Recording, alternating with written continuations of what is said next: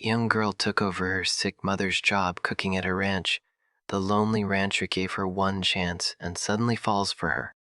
Brant Ranch, Wyoming territory. Early morning, spring thaw of 1877. Snow is melting and dust covers the weathered wood of the farmhouse. Soon Avery guided her mare through the muddy ruts leading to the ranch gate. Her breath drifted in the crisp air, misting, before she reached the rough-hewn steps that led to the kitchen door. She dismounted, reins in hand, and lifted one boot to knock firmly on the splintered wood. The rancher's kitchen was known for being quiet both in sound and sentiment, and she swallowed her fear before knocking again. The door swung open, revealing Cole Brant, tall, lean, graying at the temples, eyes guarded. He looked at her with a mix of suspicion and curiosity. "Who are you?" he asked without preamble. June squared her shoulders and met his gaze head-on. "I'm taking over breakfast for my mother," she said clearly. "She is sick and needs rest. If you let me try, I'll cook for you this morning." Cole raised an eyebrow, his jaw clenched. The barn hands had warned him a replacement cook was coming. No one knew who she was or what mess she might make, but he did not like surprises. He sized her up. 19 years old. Grief in her eyes, but determination carved into her jaw. He nodded once. "One day." Jen's face relaxed into a small smile. "Thank you, sir. I will not disappoint." She stepped inside. Cole nudged the door shut, and silence settled between them. The kitchen smelt faintly of stale grease and old logs burned cold. June set down her satchel of ingredients, fresh eggs, wild onion, dried herbs, then rolled up her sleeves and set to work. Every task was precise. Cracking eggs with even taps, whisking without spilling, folding herbs into stewing meat. The kitchen came alive with motion and purpose. Cole stood in the doorway, arms crossed, silence heavy as he watched Jun's hands quick and sure. He had not expected competence. He had expected chaos. His jaw tightened as the stew bubbled and the skillet sizzled. He even leaned closer, unconsciously, nudging the door open. June paused, glanced toward him, then turned back to the stove. She ladled meat and gravy into a cast-iron pot and set it carefully on the table. She whisked the eggs into a pan, steam rising like memory. She placed a single slice of bread beside each serving plate. It was simple, honest food, rustic but filled with flavor. The aroma drifted through the kitchen and into the adjacent dining area where Cole stood, unmoving. He stepped forward and picked up the ladle, a single spoonful of stew. The warmth fogged his gaze. He brought the spoon to his lips and paused, then ate. The stew was rich, savory, with herbs he did not recognize but responded to in his chest with something unexpected. Comfort. He looked at June. She stood straight by the stove, heart pounding, but her face calm. He did not speak. He turned and trudged outward, then paused, then walked back into the kitchen and set down a pitcher of milk with a quiet clink. June caught her breath. Cole's eyes met hers once, lingered.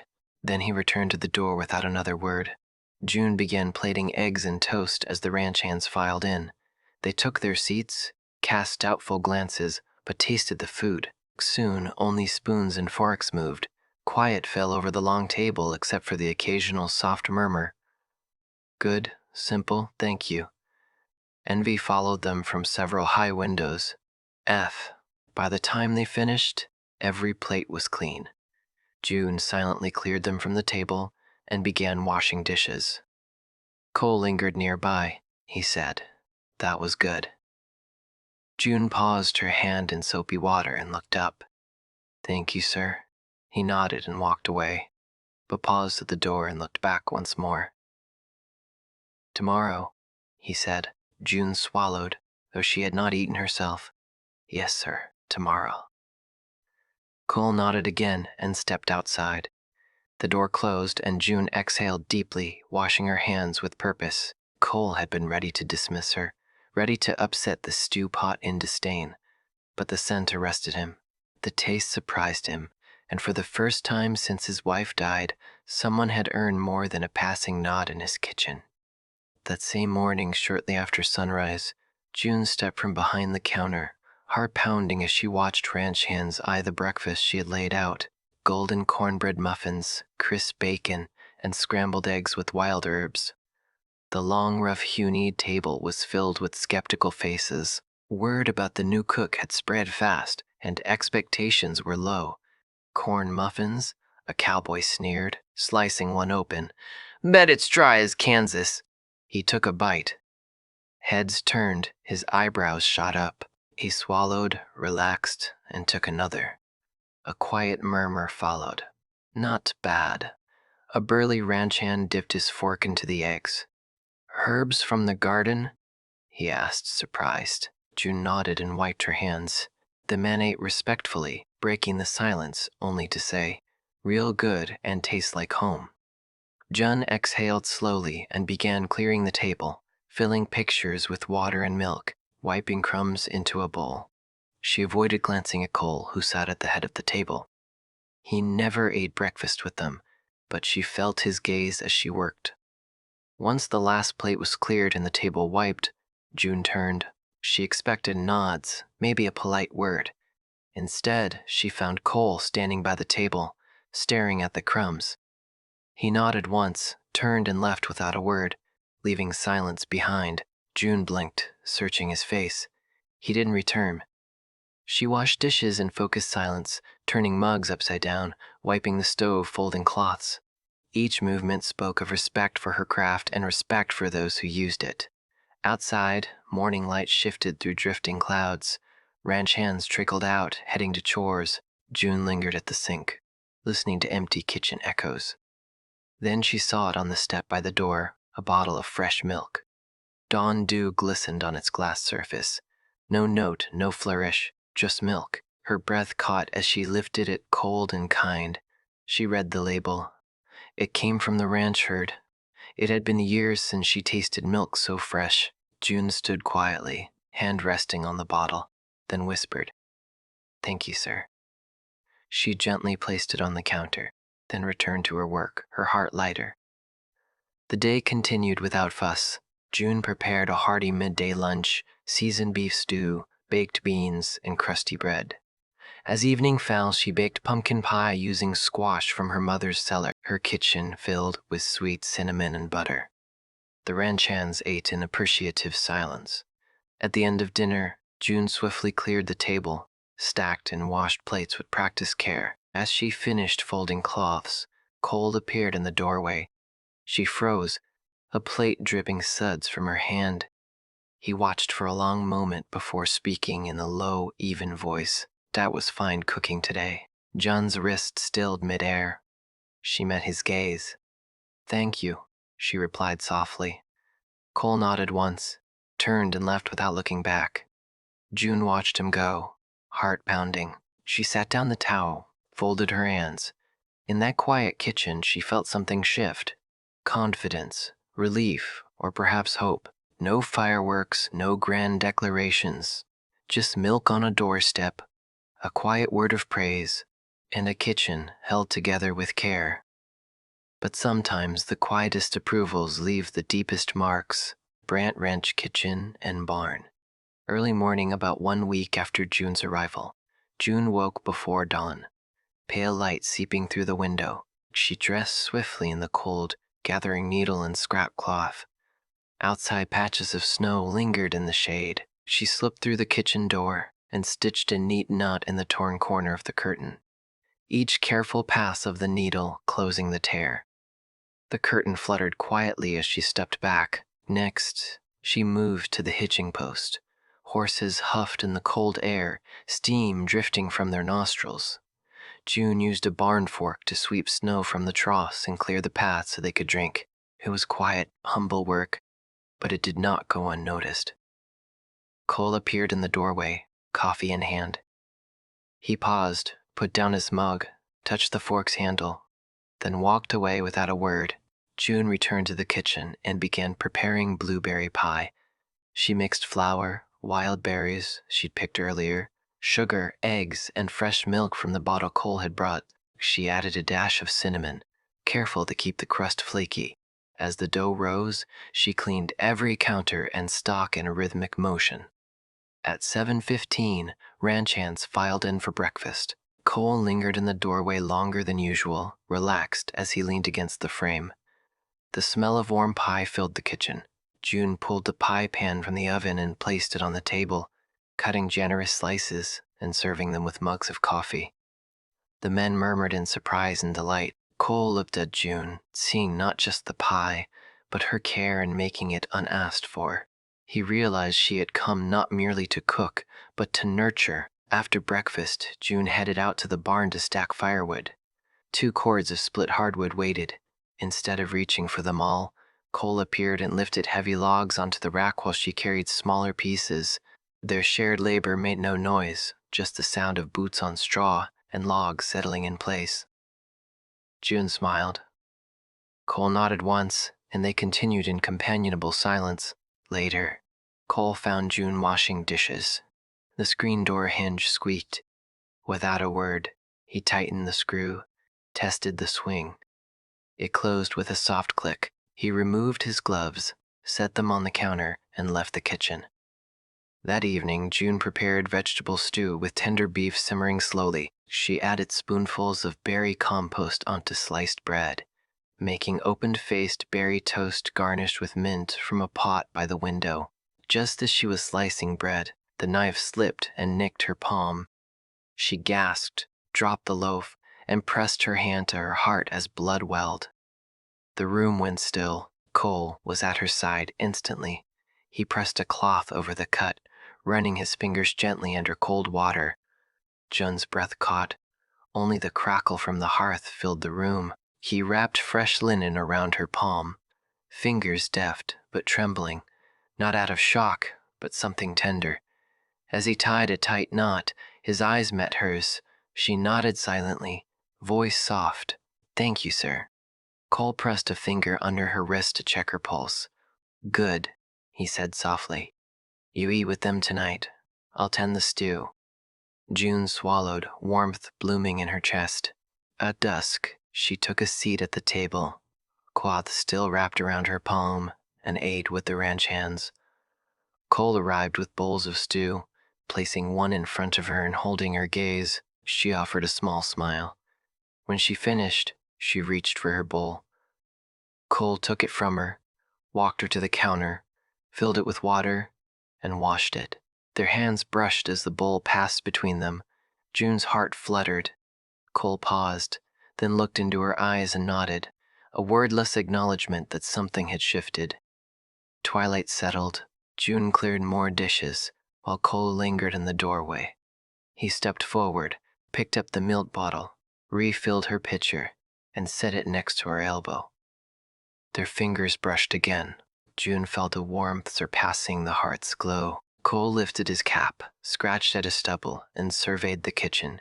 Neatly stacked firewood, the patched curtain, the washed dishes, and June's quiet composure. He nodded, turned, and stepped into the dusk. June exhaled, rinsing her hands in clean water. She sensed that unspoken things, quiet acts of care, were building something fragile but strong between them, gestures that spoke louder than words. A cold winter evening just after dusk, June slid the pan from the wood-fired oven, careful not to tilt the golden-crusted pie she had baked for the ranch. Snow pressed against the window panes and flickers from the hearth lit her rosy cheeks. She placed the pie on a low table by the fire, then pulled up a sturdy wooden chair and sat a few feet away, tending the embers' glow. Moments later, Cole stepped in silently. He carried nothing. He sat on a rough bench by the hearth, not at the table, but close enough. Smoke curled above him as he exhaled, watching June with a steady calm. She resisted glancing at him at first, then felt the quiet curiosity of his gaze pulling her attention softly his way. She cleared her throat. "My mother used to make this every winter. She said it would warm hearts when the frost had worn everyone down." She watched him. Cole nodded. "I grew up in Nebraska. We had a small pantry, but Mother always found room for pie." He did not respond. Not immediately. He shifted, his boots scrunching on the hearthstones. Finally, he spoke, his voice low and thoughtful. Someone else baked pies like this once. June paused. The hearth crackled. Who? She asked gently. He sighed. A woman I lost. She used to press a grain of wheat into the top crust. Said it was for good fortune. He sounded distant, as if seeing something behind her. Jun's fingers stilled. She lifted a fork full of pie to her mouth. The taste was sweet and warm. She folded her hands. I did not know. He said nothing more. They ate in companionable quiet, the warmth slow and steady around them. When the last bite was gone, June offered tea. Cole nodded, then lingered with his mug at the sink. She washed their cups, hands braced on the edge. After she put them down, she noticed it. By the hearth, tucked under a stone, a small shard of wood, intricate, carved with the pattern of a wheat ear. Her eyes flew to Cole, who stood with his back to her, quiet as the falling snow outside. She understood without words that symbol, grain of wheat, was exactly what he had described, and it lay in his hand-crafted touch. Tears prostrate as her breathing caught. She knelt by the hearth and touched it, rough and smooth under her fingers, willingly placed, not lost. Cole swallowed, voice soft. It's for protection, for this house, for whoever makes it warm. He did not meet her eyes. Her heart hammered. Thank you, she whispered. It is. She paused, astonished by how the gift felt more personal than words. He closed his eyes, a single breath. June rose slowly, moving toward him across the glowing hearthstones. She laid a hand gently on his arm. It means more than you know. He looked down at her hand, then at the carved wood. His voice was rough. It needed a place. They stood that way, the fire crackling as if in applause. No grand declaration, just warmth spread from pie to cymbals, to hands held together in the quiet circle of the hearth. June realized that the wheat carving was the symbol from Cole's wedding pie, his unspoken token of acceptance and memory. As she held it, Cole's fingers trembled, an unspoken admission of the past shared, and the present being shaped between them. A week later, late afternoon, mild autumn day, June stood by the stove, stirring a simmering pot of stew for supper. The ranch was quieter than usual. Her mother's letter lay open in her apron pocket, its final words weighing heavy in her mind. My fever's back. I need you home soon. She had delivered breakfast with a polite smile and worked the day as usual, but every chop of vegetables, every ladle of broth felt tinged with farewell. She cleared a spoonful for Cole as he entered the kitchen. He stood at the door and watched her without stepping closer. Mother is worse, she said softly, placing the bowl in front of him. He glanced down and nodded, troubled. After this week, then? He asked, voice steady, but his eyes bared the question she had not wanted to ask. June bit her lower lip. Yes, sir. I must go home to help her get well. She cannot cook for the ranch alone. He did not reply. He lifted the bowl and drank the stew, eyes distant. A foreman walked in. Cole nodded to him. June retreated to the counter, clearing plates with mechanical motions. Over dinner, word spread quietly. June was leaving. The ranch hands ate in subdued tones. They had come to appreciate her food and presence. No one joked tonight. Even the firelight seemed softer. Jun's heart thudded as she plated the final dish. After supper, she tucked the letter into her apron and taped her hands beneath the rim of the pot as she washed dishes, doing her best to keep her voice even. Cole came in quietly. He stood at the door, watching her work. She felt the weight of his gaze and straightened. I will leave Friday dawn, she said. Her voice cracked. He did not flinch. There are people who come through, warm a place, and pass on. I am used to that.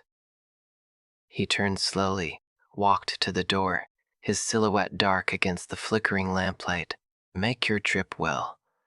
June paused, dishcloth in hand, her vision blurred. She nodded. He didn't look back as he left the room. She continued washing, tears warm on cold cheeks. That night, Sleep eluded her. She lay on her cot in the guest room above the kitchen, listening to the wind swirl around the ranch. She wondered if she had only been another guest, another warm moment soon extinguished. Morning light found her quietly sweeping leaves from the porch.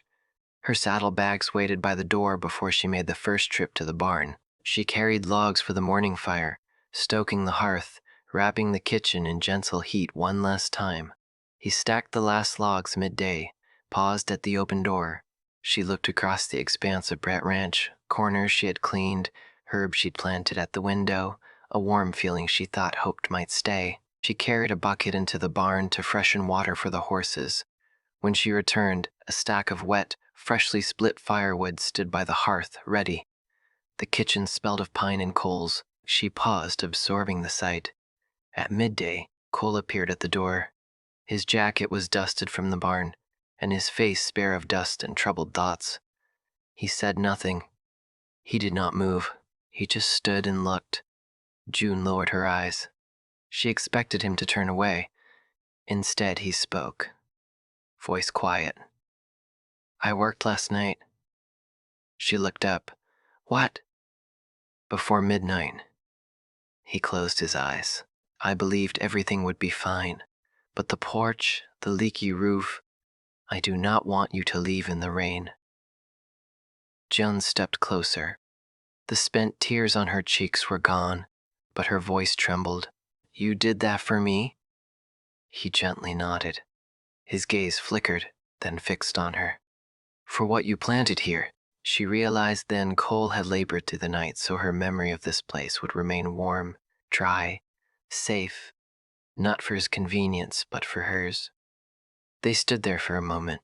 Snow or rain once threatened this porch, and she had threatened to leave. He had fought back without force, without words, by rebuilding what she would carry in her heart. June reached out, placing her hand over his, her voice held firm. "Thank you." Cole swallowed. "Stay as long as you can," her voice caught. "But mother," he nodded, eyes soft. "Family is family. But you do not have to go hungry to care for her." They remained holding hands as autumn wind rattled the door.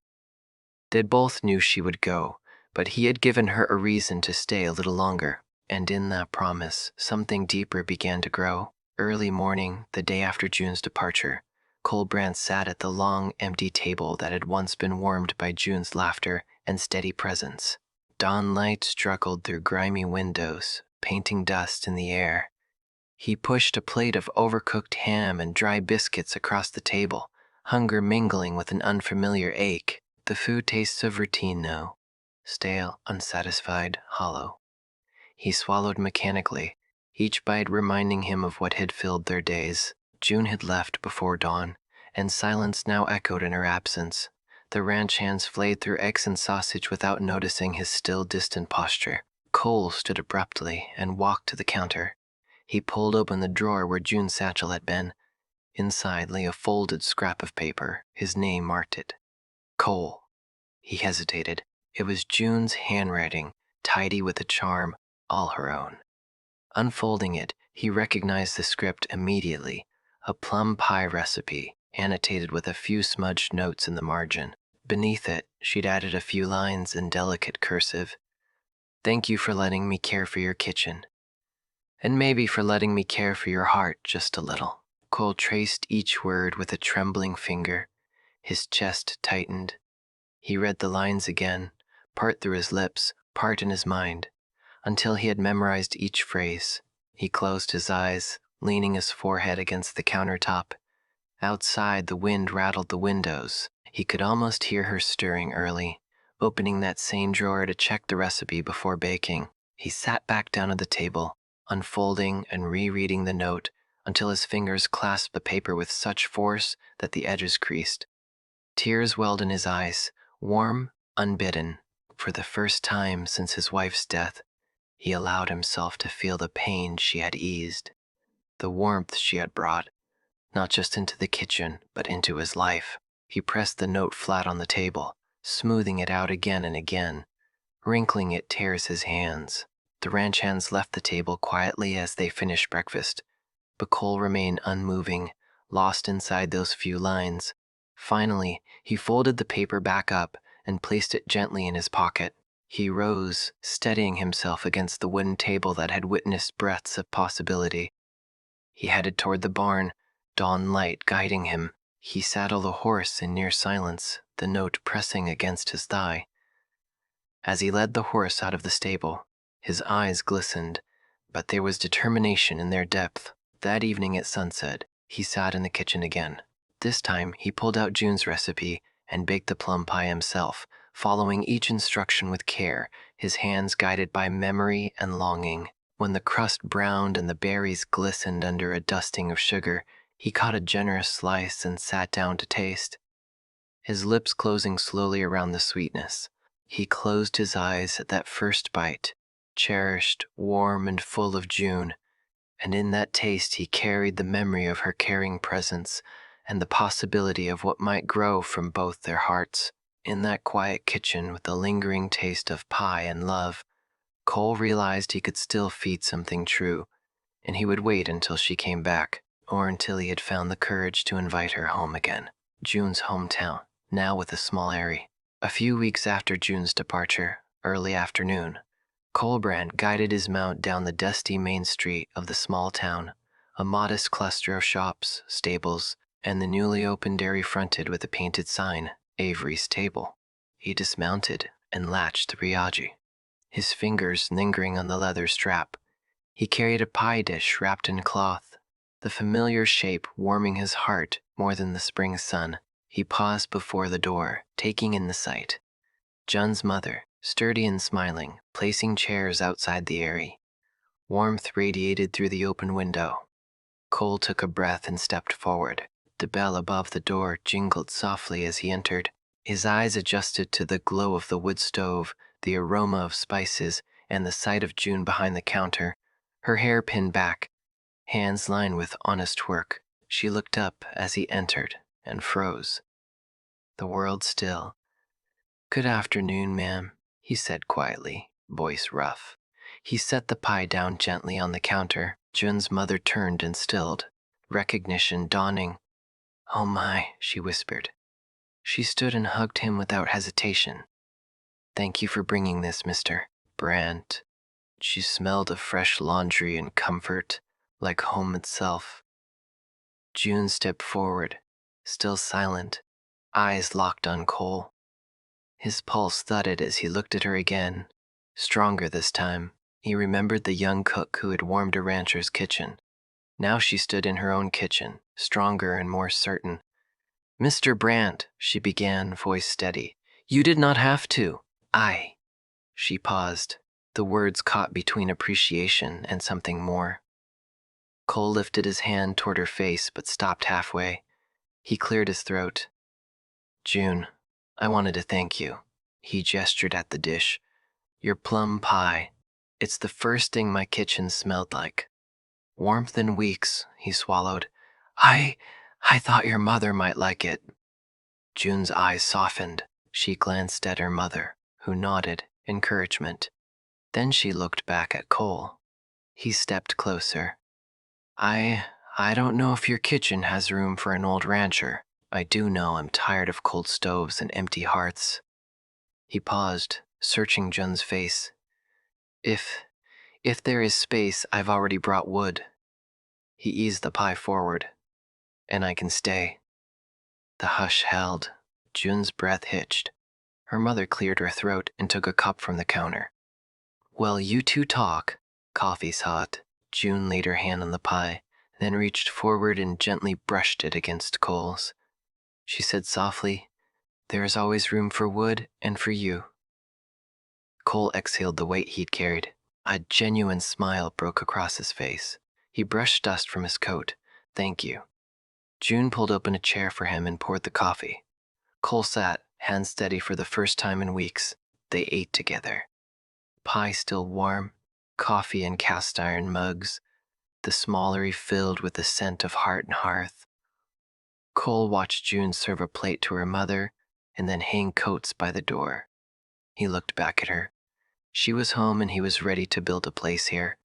He lifted his mug to warmth. He toasted quietly. June smiled as she lifted hers to being home. They drank. The old hurt faded like smoke on a spring breeze.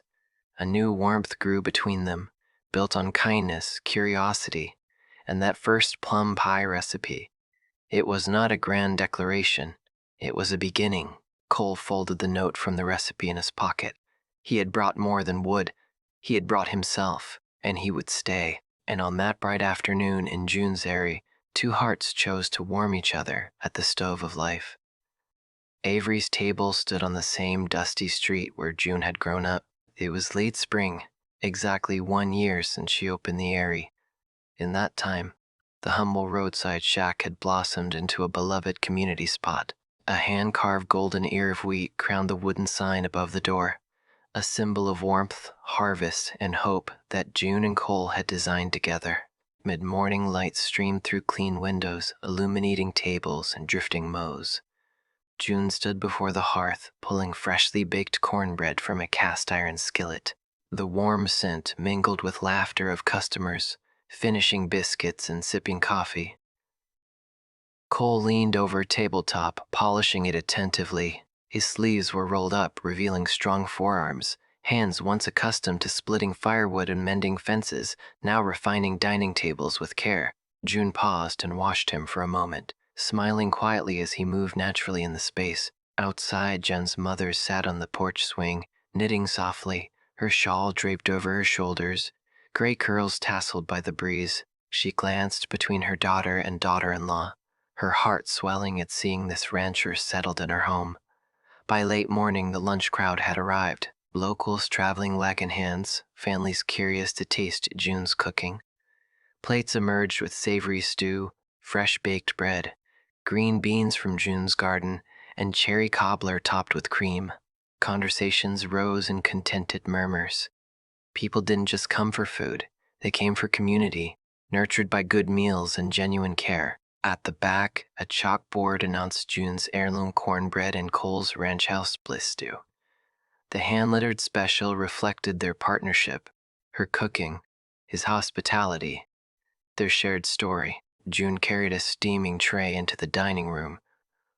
Cole stood as she approached, nodding as he polished a table. "That smells wonderful," he said softly. Pleased, June placed the tray on a nearby table. "Thanks for helping," she replied quietly as he stepped forward to inspect the bowls and plates. Just then, a little girl from the neighboring farm peeped inside and pointed. June knelt, offering her a cornbread muffin. The child's eyes lit up. June slid the muffin across the counter to Cole. He knelt, too. The girl smiled and ran off, clutching her treat. June rose, brushing flour from her hands, and returned to the counter where Cole polished a lamp. She placed a hand gently on his shoulder and whispered, "The hearth is warm today." Cole glanced up. "Might be the wood," he replied, gazing at her. Their eyes met, and time seemed to pause. "You or the wood," June said, pressing her fingers on his shoulder. He closed his eyes for a moment, then reached up to tuck a strand of hair behind her ear. "Thank you for keeping this place burning," he said. At that moment, Jen's mother entered with a freshly knitted scarf. "For Cole," she said, draping it around his neck. Homecoming warmth. She wrapped them both in a familial hug. The scent of wool and love surrounded them. The sun shifted, late afternoon light glowing golden. Customers rose, gathering to-go containers, warm farewells, and friendly hugs. Brian, the local farmer, patted Cole on the back. "Best stew this side of the prairie," he said. "A school teacher thanks June for hosting a class lunch." The front door closed gently. June turned to Cole, who gazed out at the remaining diners. His eyes sparkled. She met his look, and their hands found each other across the counter.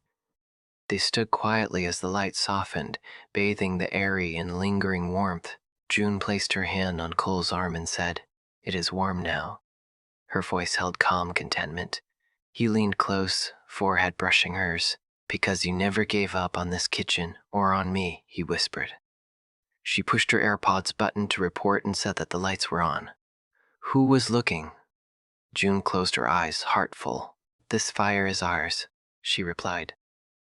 They embraced as the last customers left and the porch light flickered on. The golden wheat sign Avery's table hung above them. Inside, the hearth glowed outside. Night settled over the town. In that moment, the hearth was more than a kitchen centerpiece. It was a testament to rekindled love, rooted in careful hands, shared meals, and a home welcoming a rancher brave enough to stay. As stars blinked overhead, June laid her hand gently on Cole's shoulder and whispered again, "It is warm because of you." If this story warmed your heart like a hearth on a winter morning, then saddle up and stay a while. Love in the Old West wasn't always loud. Sometimes it was baked into cornbread, stitched into scarves, or spoken in the quiet way someone stays. June and Cole's story reminds us that even the loneliest hearts can be rekindled by kindness. And sometimes the best love starts with a simple meal shared across a wooden table. If you want more stories like this, tales of honor, healing, and heartache set against the rugged beauty of the American frontier, then subscribe to Wild West Love Stories. Hit that bell so you never miss a tale where bullets missed but hearts didn't. Thanks for riding with us. We'll see you at the next campfire.